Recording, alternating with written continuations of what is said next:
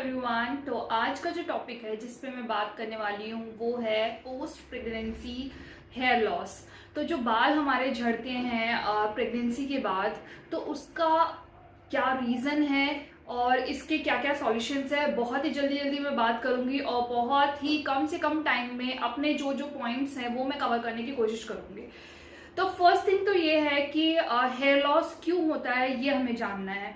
तो hair loss होता है जो जब हम प्रेग्नेंट होते हैं, प्रेगनेंसी के दौरान एस्ट्रोजन करके जो हार्मोन होता है वो आपका जो बढ़ता है आपकी बॉडी में, उसकी जो ग्रोथ होती है वो जो बढ़ रहा है उसकी वजह से जब आप प्रेगनेंसी के दौरान आप देखोगे कि आपके जो बाल हैं वो उसका वॉल्यूम जो है वो बढ़ रहा है, उसका वॉल्यूम अच्छा हो रहा है, उसमें शाइन आ रही है, आपके बाल अच्छे हो रहे हैं। और ऐसे ही जैसी आपकी डिलीवरी होती है, डिलीवरी के कुछ महीनों बाद आपको ऐसा लगेगा कि मेरे तो बाल बहुत ही ज्यादा झड़ रहे हैं, बहुत ही ज्यादा झड़ते जा रहे हैं, टकले हो जाएंगे हम, ऐसा आपको फील होगा।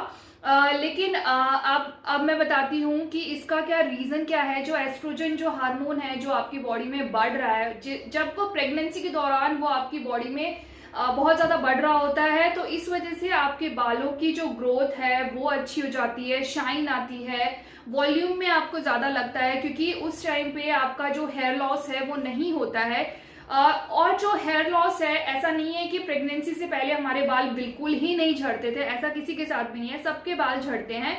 और इसका एक साइकिल होता है, ये अगर किसी को नहीं पता तो मैं बता देती हूँ कि हमारे जो बाल होते हैं वो क्यों झड़ते हैं। नॉर्मली जब प्रेगनेंसी से पहले भी झड़ते थे, तो वो क्यों झड़ते हैं, इसका एक साइकिल है।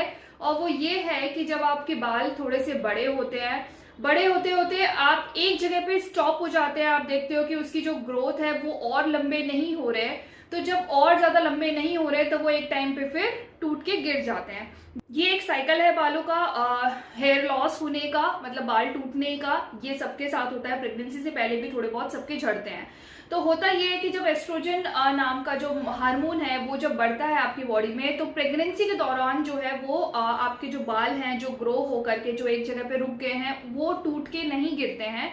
तो इसीलिए आपको वॉल्यूम में भी ज्यादा लगता है और आपको शाइन भी लगती है अपने बालों में। तो इन सब चीज़ों की वजह से प्रेगनेंसी के दौरान तो आपको सब कुछ अच्छा लगता है। जैसे ही आप डिलीवरी करते हैं, डिलीवरी देते हैं बच्चे को, उसके बाद एकदम से आपको लगेगा कि मेरे तो बहुत ही ज़्यादा हेयर लॉस हो रहा है, मैं बहुत ज़्यादा मैं तो टकली हो जाऊंगी, मेरे बाल बिल्कुल खत्म हो जाएंगे, इस तरीके से आपको फील होगा। फर्स्ट ऑफ ऑल ये समझना है कि ये सिर्फ आपके साथ नहीं है, ये सभी के साथ है और ये बहुत ही ज़्यादा कॉमन चीज़ है। अब होता क्यों है ये आपको पता चल गया कि जो प्रेगनेंसी के दौरान जो हमारे हेयर लॉस नहीं हो रहे थे बिल्कुल, वो एकदम से सारे झड़ने जो हैं वो शुरू हो जाते हैं। इसीलिए आपको ऐसा लगता है कि मेरे बहुत ही ज्यादा बाल जो हैं वो झड़ रहे हैं। अब होता क्या है कि जब आपके बाल बहुत ज्यादा झड़ना स्टार्ट होते हैं डिलीवरी के बाद, किसी के 2 महीने बाद झड़ना शुरू होते हैं, किसी के 3 महीने बाद झड़ना शुरू होते हैं। देखिए, जो बाल रुक गए थे, जिनका हेयर लॉस नहीं हुआ प्रेगनेंसी के दौरान, वो तो आप गिरेंगे ही गिरेंगे, उसके लिए आप कुछ नहीं कर सकते हो, ठीक है। अब वो जो गिरेंगे आपके बाल, अगर गिरना शुरू हुआ है तो उसका एक टाइम पीरियड भी है, वो एक ना एक पॉइंट पे रुक भी जाएंगे। ऐसा नहीं है कि आपको आपके बालों को मतलब पूरा टकला करके ही छोड़ेंगे, टकला होने तक आपके बाल जो है वो झड़ते रहेंगे, ऐसा नहीं है। इसका भी एक टाइम पीरियड है, हो सकता है 2.5-3 महीने से लेकर के आपके 1 साल तक झड़े या 1.5 साल तक झड़े, ठीक है। लेकिन अगर उससे ज्यादा आपके झड़ रहे हैं बाल, 2 साल तक झड़े जा रहे हैं और उतने ही वॉल्यूम में झड़े जा रहे हैं, बाल गिर रहे हैं आपके मतलब, और 3 साल तक गिरे जा रहे हैं, आपको कहीं कहीं से मतलब ऐसा लग रहा है कि आपके बाल बिल्कुल ही नहीं है, ऐसा कुछ है, तो आपको डॉक्टर के पास जाने की बहुत ही ज्यादा जरूरत है। तब तो आपको किसी और का कोई सजेशन नहीं लेना, आपको सीधा डॉक्टर के पास जाना है और आपको मेडिकेशन की जरूरत है, ठीक है।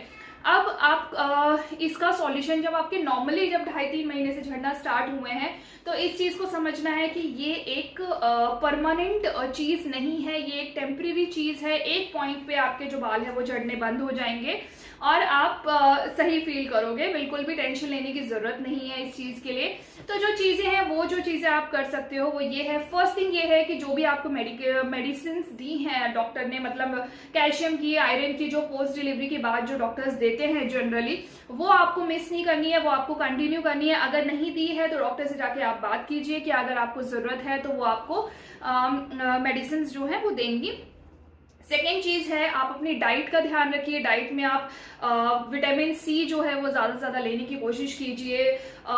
आप दाल खाइए, प्रोटीन ज्यादा से ज्यादा खाइए। तो ये सब चीजें, जब आप फ्रूट्स खाइए, हाइड्रेट रखिए खुद को, पानी ज्यादा से ज्यादा पीजिए, जब ये सब चीजें आप करेंगे, डाइट आप अच्छी करेंगे, तो ऑटोमेटिकली, क्योंकि जो भी प्रॉब्लम होती है आपकी बॉडी के बाहर, जो चीजें प्रॉब्लम आपको दिख रही हैं, चाहे वो स्किन से रिलेटेड हो, चाहे वो हेयर से रिलेटेड हो, वो ऑब्वियसली वो चीजें शुरू तो पेट से ही हो रही है, राइट। तो कोई भी प्रॉब्लम जो है वो आपकी पेट से ही शुरू हो रही है। तो सबसे पहले आपको उसी का सॉल्यूशन करना है। आप अच्छी डाइट लीजिए, अच्छा खाना खाइए, अपने आप को हाइड्रेट रखिए, तो ये चीजें, ये जो हेयर लॉस की प्रॉब्लम है वो काफी हद तक सॉल्व होएगी। थर्ड इज कि कोई भी हार्श केमिकल मत लगाइए इस टाइम पे, कि आप बहुत ही ज्यादा हार्श शैम्पू यूज कर रहे हो, आप अपना शैम्पू चेंज कीजिए, बहुत ही ज्यादा सॉफ्ट और माइल्ड शैम्पू जो है वो आप यूज करेंगे। फोर्थ है कि आप होम रेमेडीज कर सकते हैं, मतलब हेयर मास्क लगा सकते हैं, जैसे कि आप दही लगा सकते हैं, आंवला लगा सकते हैं, एग वाइट लगा सकते हैं। इस तरीके की चीजें आप घर पे कीजिए, मसाज कीजिए। जब आप हेयर वॉश करने जा रहे हैं तो उससे पहले आप मसाज कीजिए, तो आपको बहुत ही अच्छा लगेगा। ऐसा लगेगा कि मतलब हेयर लॉस है वो तो आप नहीं रोक सकते हैं, लेकिन उसका जब आप ये सब चीजें करेंगे तो आप देखेंगे कि आपके बालों में शाइन आ रही है, आपके बाल अच्छे लग रहे हैं। तो इन सब आप थोड़ा सा स्ट्रेस फ्री हो जाओगे, कि ऐसा नहीं लगेगा कि बिल्कुल ही मेरे बाल तो बिल्कुल ही बेकार हो गए, ऐसा फील नहीं करोगे आप। तो ऑब्वियसली केयर करोगे तो अच्छा होगा ही, आपके बाल अच्छे ही होंगे। केयर करने से, किसी भी चीज की केयर करना कोई भी बुरी बात नहीं है। आप अपने बालों की केयर कीजिए, ये सारी चीजें कीजिए। And the last thing is, जो कोम आप यूज कर रहे हैं, वो जो मोटे दाने वाले जो होते हैं, मतलब मोटे स्पेस वाले जो होते हैं, वो आप यूज कीजिए। वो जो पतली कंघियां होती है वो मत यूज कीजिए, क्योंकि उससे बहुत ही ज्यादा मतलब झड़ने हैं बाल, उससे जितने झड़ने हैं उससे डबल ही झड़ेंगे उससे, अगर आप उसे यूज करेंगे तो। और आप डेली मत धोइए, आप अपने बालों को डेली मत वॉश कीजिए, कि आप डेली ही वॉश कर रहे हैं, डेली ही ड्रायर से सुखा रहे हैं। तो इस तरीके का आप अपना जो है रूटीन मत बनाइए। आप हफ्ते में एक बार वॉश कीजिए, 2 बार वॉश कीजिए, according to the length of your hair. तो उस अकॉर्डिंग आप सेट कीजिए, लेकिन डेली ड्रायर यूज करना, डेली वॉश करना अच्छी बात नहीं है। स्काल्प को बहुत ही ज्यादा अच्छे से घस के धोना, वो भी नहीं करना है आपने। तो जितना हो सके उतना आप अपना सॉफ्ट तरीके से धीरे धीरे, मतलब आप अपने बालों को थोड़ा धीरे धीरे से चीजों को कीजिए, तो उससे आपको मदद मिलेगी। मतलब उससे आपका हेयर लॉस जो है वो थोड़ा सा कम होगा, क्योंकि इस टाइम पे होता ही है कि आपके बाल ऑलरेडी बहुत ज्यादा वीक होते हैं, तो झड़ने के ज्यादा चांसेस होते हैं। तो यही सब चीजें आप कीजिए। और ऐसा कुछ भी नहीं है दुनिया में, ऐसी कोई चीज नहीं है जो आपके पोस्ट डिलीवरी हेयर लॉस को रोक सके। मतलब ऐसा कोई भी ऑयल नहीं है, ऐसी कोई भी मेडिसिन नहीं बनी है।